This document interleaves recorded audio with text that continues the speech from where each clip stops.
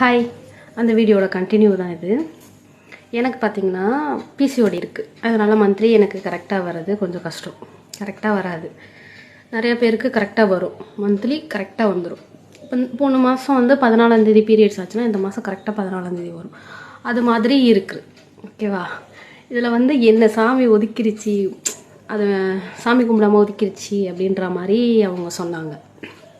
இப்போது மந்த்லி கரெக்டாக வர்றவங்களுக்கு லாஸ்ட் மந்த் 14ஆந்தேதியும் பீரியட்ஸ் ஆகிருந்தா இந்த மந்த்து கரெக்டாக 14ஆந்தேதி பீரியட்ஸ் ஆகிருக்கும். ஓகேவா? அப்போது எப்படி அந்த சாமி ஒதுக்கும்? அவங்களும் எப்படி சாமி ஒதுக்கும் எனக்கு புரியல. இதை ஏன் அப்படி சொல்கிறாங்கன்னு தெரியல. எனக்கு இது ஃபஸ்ட் டைம் மட்டும் கிடையாது, இதுக்கு முன்னாடியும் ஒருத்தவங்க சொல்லியிருக்காங்க.